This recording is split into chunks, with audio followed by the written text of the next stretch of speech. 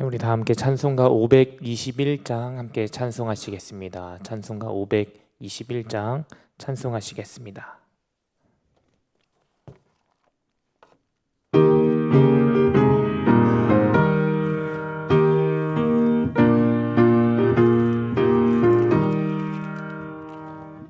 구원으로 인도하는 그 문은 참 좁으며 생명으로 인도하는 그 길은 참 험하니 우리 몸에 지워 있는 그 더러운 죄짐을 하나 없이 벗어놓고 힘써서 들어갑시다. 구원으로 인도하는 그 좁은 문 들어가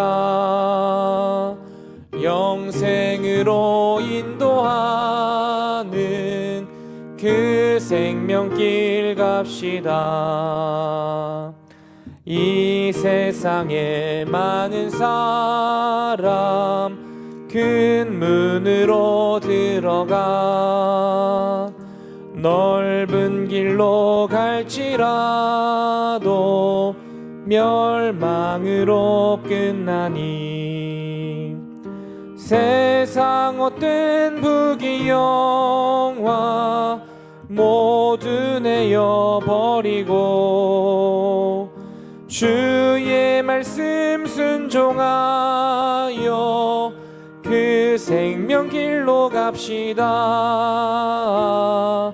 구원으로 인도하는 그 좁은 문 들어가 영생으로 인도하는 그 생명길 갑시다. 구원의 문 열렸으니 주의 공로 힘입어 주저 말고 들어가서 생명길로 갑시다.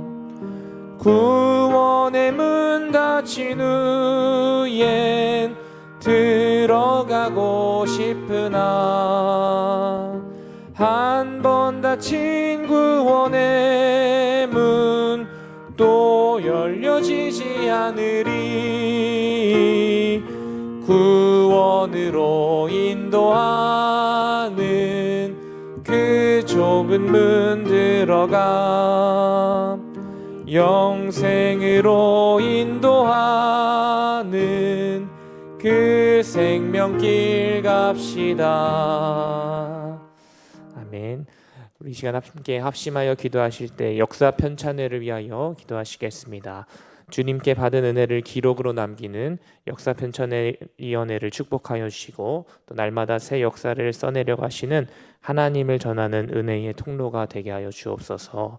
또 아픔의 역사는 뒤돌아보며 다시 일으켜 세우시는 하나님께 소망을 두게 하시고 은혜의 역사를 뒤돌아보며 오늘도 일하시는 하나님의 은혜를 간구하는 교회 되게 하여 주셔서 어둡고 혼탁한 세상을 밝게 비출 수 있는 생명력 있는 교회 되게 하여 달라고 우리 함께 이 시간 기도하시겠습니다.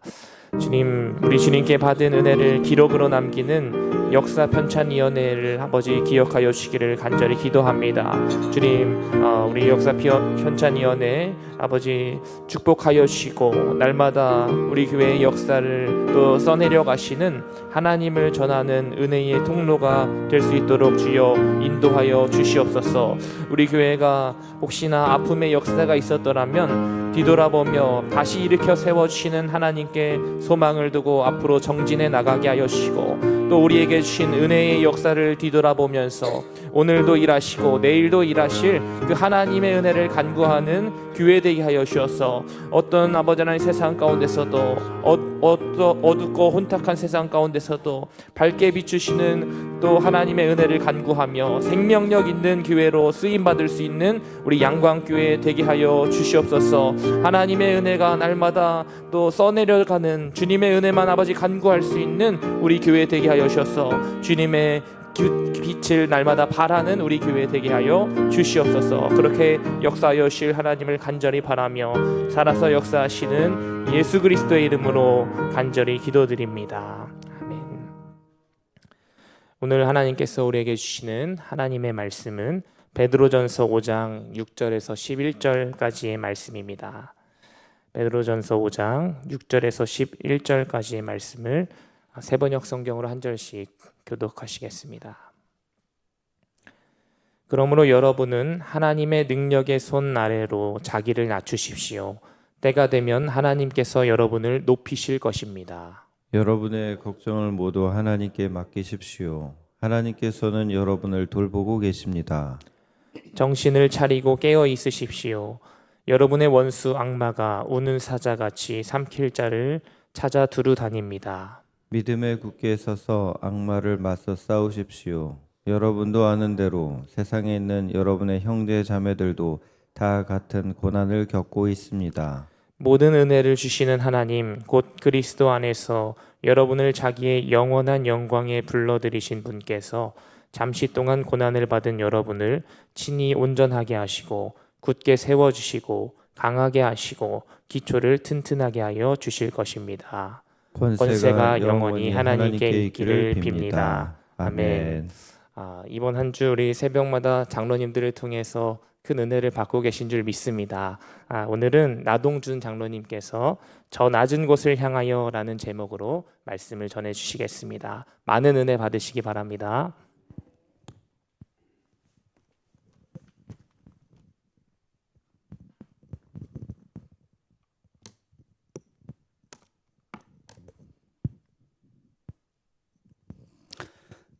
네, 샬롬.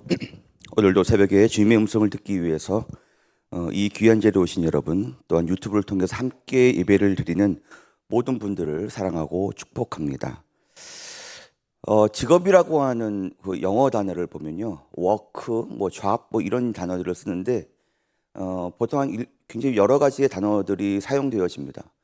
근데 그러한 단어들 중에 vocation이라는 단어가 있어요. 이게 지금 처음 들어보실 수 있는데, 저도 제가 이제 학문을 할 때의 학문에 거가 이 vocation이라는 단어를 쓰고 있습니다. 장애인분들의 직업자를이라고 할 때 이 vocation이라는 단어를 쓰는데요. 그 뉘앙스의 차이가 있습니다. 근데 이 vocation이라는 단어는 뭐냐면 이제 calling을 뜻합니다. calling, 부르심, 이걸 뜻합니다. 소명이라는 것이죠. 이 땅에 태어나서 세상에서 내가 해야 될 일, 그것을 뜻합니다. 하나님의 부르심, calling. 여러분은 하나님으로부터 어떤 부르심을 받았습니까? 인생을 살면서 그것을 잘 감당하고 계십니까? 그 부르심에 응답하고 잘 수행하기 위해서 우리는 기도를 멈추지 말아야 합니다. 사회적으로 지위가 높든 낮든, 또 재정이 많든 적든, 학식이 많든 적든 각자의 부르심이 다 다를 겁니다. 그에게 맞는 역할을 주님께서 부여해 주셨습니다. 내가 잘나서가 아니고 주님이 부르셨기 때문에 그것을 행하는 것이 되어야 합니다. 우리는 누구나 사랑을 받고 싶어 합니다. 우리 기독신앙인들은 특히 하나님께 사랑을 받고 싶어 합니다. 우리는 하나님의 사랑을 받는 존귀한 하나님의 백성들입니다. 몸이 불편한 사람도, 또 나이가 많은 사람도, 죄를 지은 사람도, 또 다 하나님의 귀한 백성들입니다. 제가 일했던 어느 공동체에서의 얘기입니다. 그분의 어떤 리더분이 계셨는데요, 유독 저하고 맞질 않았습니다. 그분이 하는 행동의 패턴과 또 일하는 방식과 또 제가 이끌어가는 일하는 방식의 어떤 그런 것들이 잘 맞지 않았던 것 같습니다. 제가 그분께 어떤 게 충원을 지금 한다고 해드렸던 것들이 오히려 그분의 기분을, 마음을 되게 상하게 했던 것 같습니다. 제가 하는 일마다 시비를 계속 거셨고, 또 심지어 본인이 잘못한 일도 저에게 뒤집어 씌워서 지금 공경에 빠지기도 했고, 또 말하는 한마디 한마디에 다 시비를 걸기 시작했습니다. 참으로 일하기 어려웠고 소통하기가 굉장히 어려웠습니다. 그래서 그분을 위해서는 전혀 기도를 하지 않았습니다. 기도하고 싶지 않았습니다. 이 마음에, 제 마음에 이게 막 미움에 막 그것들이 막 살아나면서 하고 싶지 않더라고요. 제 마음에 점점 더 그분을 향한 미움이 점점 더 커지기 시작했습니다. 그러던 중에 DTS 훈련을 받았습니다. 아울렛을 나가서 기도하는 중에 첫날 제가 주님께 이렇게 기도했습니다. 주님, 저자를 위해서 전 기도하지 않겠습니다. 주님이 저한테 어떤 말씀을 하셨냐? 저자도 내가 사랑하는 자다. 네가 사랑을 해줬으면 좋겠다. 라고 얘기하시는 거예요. 첫날. 그 불편한 마음이 이루 말할 수 없었습니다. 기도할 때마다 계속 이 말씀을 해주시는 거예요. 계속 거부했습니다. 아울렛이 나가는데. 계속 기도할 때마다 보여주시는데 기도할 때마다 계속 거부했습니다. 어떻게 하지? 막 하다가 주님, 저 그렇게 하기 싫습니다 라고 그냥 고백까지 했어요. 그런데 계속 똑같은 말을 계속적으로 이어주시는 거예요. 이 아울렛의 마지막 날 제가 항복을 했습니다. 주님 뜻이라면 제가 그렇게 하겠습니다 하고 기도했지만 불편함이라고 하는 건 여전했습니다. 아울렛이 끝나고 이제 돌아와서 기쁜 마음으로 은혜 받고 돌아왔습니다. 공동체를 나가봤습니다. 만났는데 그분이 딱 보이시더라고요. 근데 그분이 먼저 저한테 인사를 하시더라고요. 어떻게 인사하셨냐? 여태까지 보지 못했던 말투와 여태까지 보지 못했던 눈빛과 제자 훈련 잘 받고 왔냐고 축복한다고 그러시는 거예요. 그 이후로도 회의 시간에 시비를 걸지 않으시더라고요. 주님의 음성에 순종하였으면 제가 어떻게 할 뻔했습니까? 감사기를 올렸죠. 근데 제 행동과 태도의 변화가 있었나 봅니다. 결국은 제가 낮아지니까 해결되었던 것 같습니다. 주님의 순종하니까 바로 또 문제가 해결됐습니다. 낮은 자로 오신 예수님을 좀 생각해 보겠습니다. 예수님이 이 땅에 오셨을 때 어떻게 오셨습니까? 가장 낮고 천한 그 마곡간에서 태어나셨습니다. 여러분, 마곡간 가보셨습니까? 냄새가 무진장납니다. 예수님 하나님의 아들로 태어나신 분이자 동시에 하나님의 계획을 이루시기 위해서 자신을 낮추시고 인간의 모습으로 내려오셨습니다. 예수님께서는 가난하고 비천하게 태어나셔서 나무 목소리를 일하며 여행을 하면서 이웃들을 섬기고 끝없는 사랑으로 낮아진 자들을 돌보시고 구제하시고 가난한 자들과 고아들과 함께 시간을 보내시며 저버리시는 자들에게 사랑으로 다가가셨습니다. 예수님의 이러한 행동과 태도는 하나님 나라의 모습을 나타냅니다. 하나님께서는 마음이 낮은 자들을 높이시고 낮아진 자들을 끌어올리시는 하나님이십니다. 이런 하나님의 성품과 마음을 보여주시기 위해서 예수님께서는 자신을 낮추신 것입니다. 그리고 예수님의 생애와 교훈을 보면 이웃을 섬기는 일에 몰두하시면서도 동시에 하나님과의 교제하며 그분의 뜻과 계획을 이루기 위해 기도하셨습니다. 자기를 낮추시고 참된 성경의 모습을 보이신 예수님이십니다. 우리에게도 이러한 겸손한 모습이 필요하지 않겠습니까? 우리는 자기에 관한 높은 시야와 꿈을 품으면서 자신을 높이기 쉽습니다. 그러나 우리는 예수님을 본받아 자신의 모습을 돌보아야 합니다. 베드로전서 5장 6절에 보면 그러므로 하나님의 능하신 손 아래서 겸손하라. 때가 되면 하나님께서 너희를 높이시리라 말씀해 주셨습니다. 우리가 자신을 낮추고 하나님의 뜻을 따랐을 때 부여되는 축복을 기억시켜 주셨습니다. 이러한 마음으로 살아가며 그분의 믿음대로 살아갈 수 있도록 기도하겠습니다. 또 베드로전서 5장 7절에 보면 너희 염려를 다 주께 맡겨라. 이는 그가 너희를 위하여 돌보심이라 라는 말씀입니다. 이 구절은 하나님께 우리의 걱정과 근심을 맡길 것을 권하고 있습니다. 우리가 염려한 것을 주님께 맡김으로써 우리를 돌보시는 주님의 깊은 마음에 대해서 생각하게 하는 말씀입니다. 이 말씀을 계속 묵상하면서 진짜 염려라고 하는 것을 내가 온전히 주님께 맡기고 있을까? 라는 생각을 계속했습니다. 이 말씀 준비하면서. 여러분은 진짜 이 염려라고 하는 것을, 그것도 모든 염려를 온전히 주님께 맡기고 계십니까?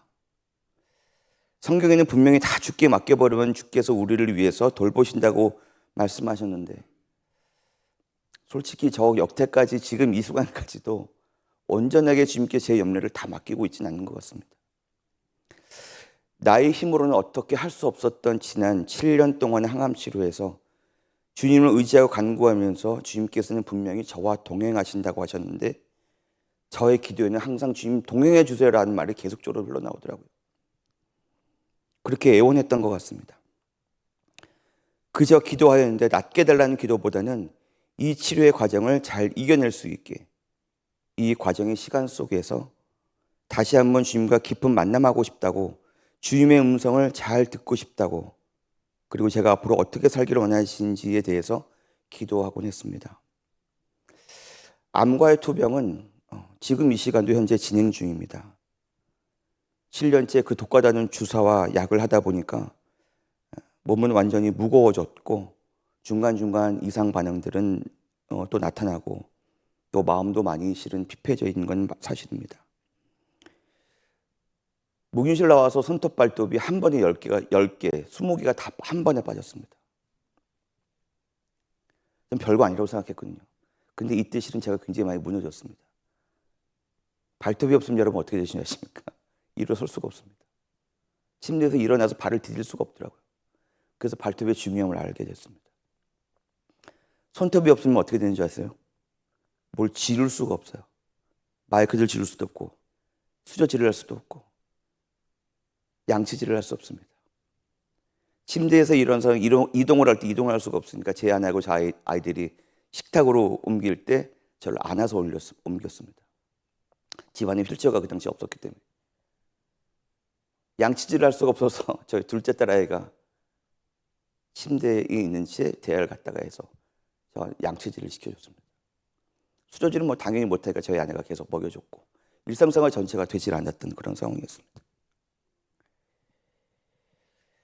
제가 또 눈 때문에 두 번의 어떤 고비가 좀 있었습니다. 무기실 나와서는 이 눈 안에 염증이 계속적으로 생겨가지고 매일 가서 이 염증을 짜서 뺐습니다.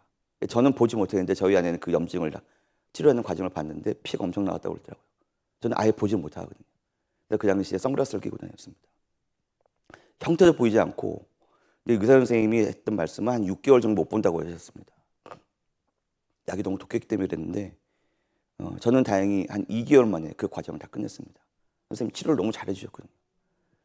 그런데 하루마나 지날 때마다 이 염증의 아이들이 이 눈을 제가 이제 눈알을 계속 움직이니까 이제 움직일 때마다 이 염증 아이들이 저희 그 홍채를 계속 긁어버리는 거죠. 그래서 나중에 혼탁 증세가 좀 있었는데 그것마저도 깔끔하게 이제 해결됐습니다. 그렇게 잘 가고 있었는데 실은 작년 장로 안수를 받고 작년 4월 달에 수술을 좀 했습니다. 그 전에 8개월 동안 제가 실은 앞을 잘 못 봤습니다. 잘 모르셨죠? 또 제가 먹는 약이 스테로이드라는 게 있습니다. 그게 이제 항암을 시작해서부터 지금까지도 스테로이드를 계속 맞습니다.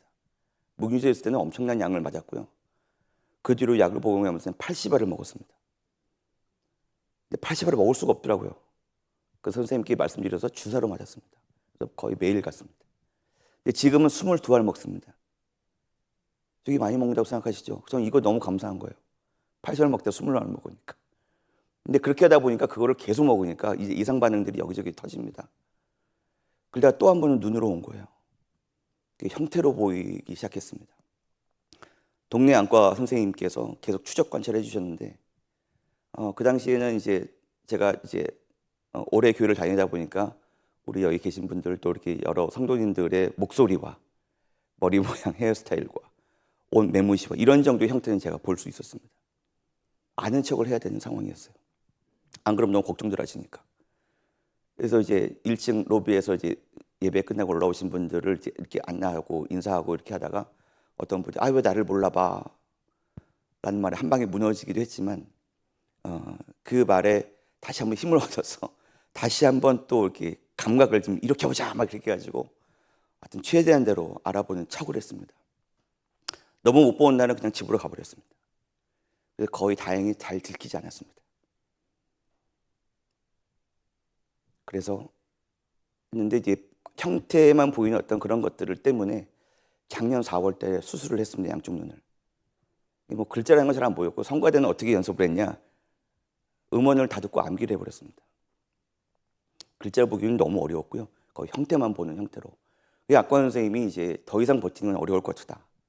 계속 진행이 돼 있었기 때문에 수술을 했습니다. 그래서 지금은 광명사졌습니다. 근데 그 수술하고 이거를 탁 떼는 순간 너무 잘 보이니까요. 막 눈물이 나더라고요. 눈물을 흘리면 안 된다고 그러시는데 어떻게 해요? 눈물이 나는데 어떻게 하겠습니까? 그리고 그 다음 주에 또 한쪽 눈을 수술을 했습니다. 근데 지금은 두 눈이 잘 보입니다. 근데 이게 약 때문에 저가 그런 거라 이제 또 계속적으로 진행될 수 있다라는 어떤 전제는 깔려 있더라고요. 또 지금 이제 최근에는 제 뼈 쪽에 있는 암입니다. 그러니까 다발성 굴수증이라고 하는 암인데 이게 좀 특이한 암이죠. 아마 그 7년 동안 세월이 흘러가면서 제가 좀 자세가 좀 잘못됐던 것 같아요.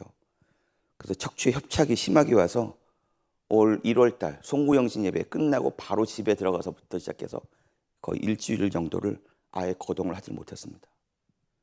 일어나질 못했습니다. 침대에서. 마약 진통제가 없이는 그 고통을 견뎌내기가 좀 어려웠습니다. 제 갖고 있는 마약 진통제가 있습니다. 선생님 주신 거 야금야금 모아놨거든요. 약 먹고. 왜냐하면 마약 진통제도 이게 내성이 생기기 때문에 계속 먹는 게 그게 썩 좋은 바람직한 건 아니라고 말씀하셔서 웬만한 통증은 견뎠습니다. 근데 그걸 먹어도 안 낫더라고요. 그 통증이. 그래가지고 이제 다른 과 신경과를 가가지고 이제 탄 약이 그것보다 5배가 높은 마약 진통제를 탔습니다.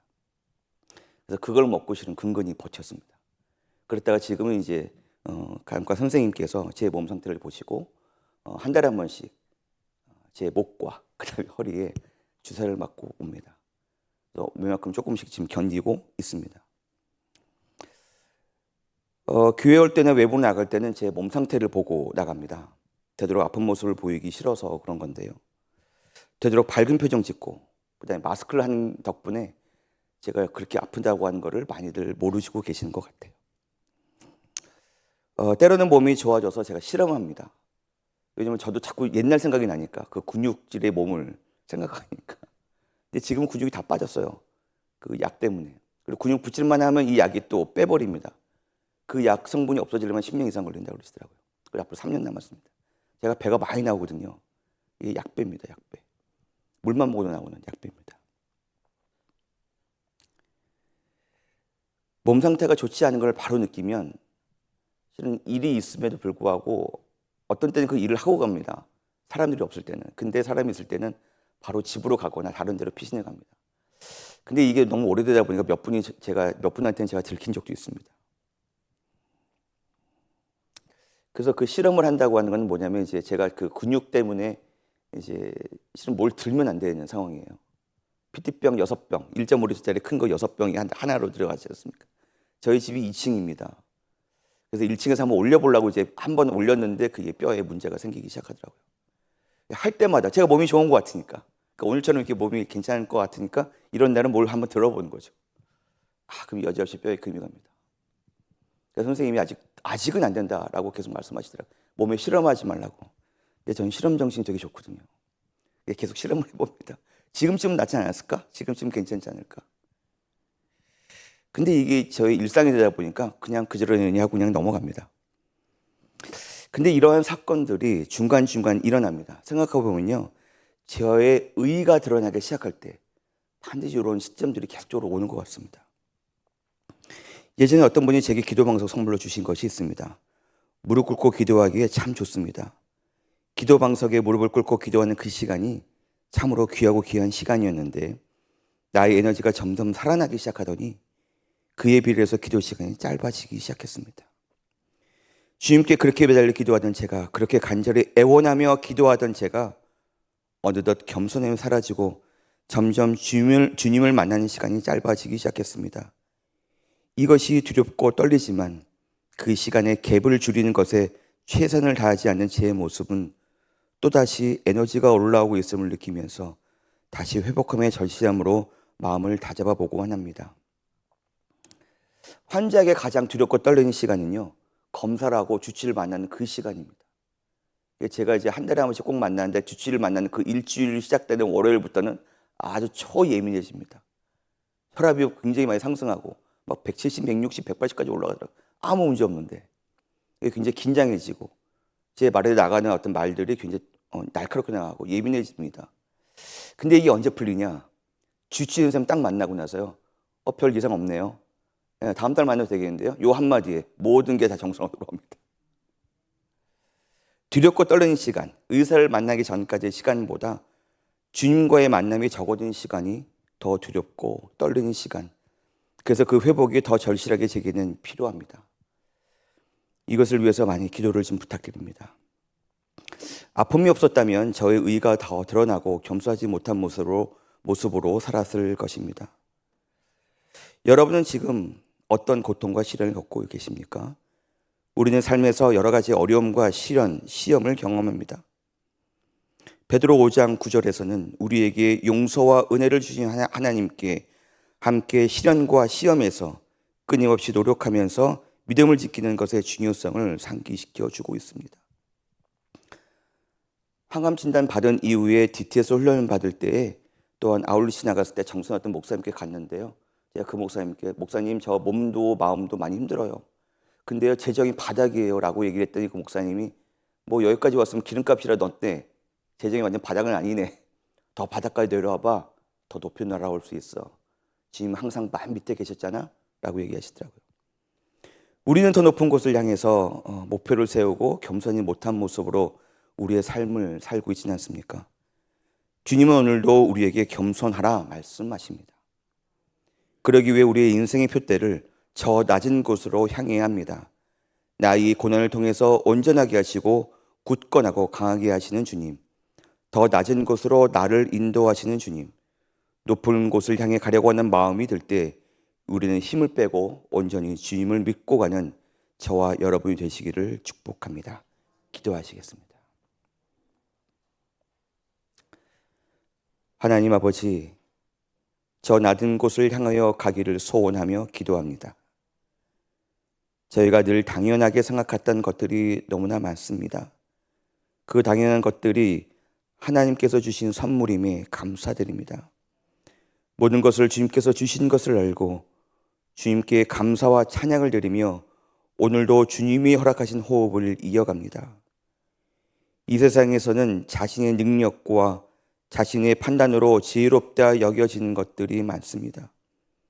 그러나 주님 앞에서는 울며 겸손하게 나를 내려놓고 더 낮은 곳을 향해 나아가며 그곳에서 주님이 주신 사명을 감당하는 우리가 되기를 원합니다. 저희를 낮은 곳에서 주께서 정한 곳으로 이끌어 주옵소서. 성령님, 우리에게 겸손한 마음 주시며 주님의 뜻대로 저 낮은 곳에서 주님의 영광을 얻는 삶을 살도록 인도해 주옵소서. 예수님의 이름으로 기도드립니다.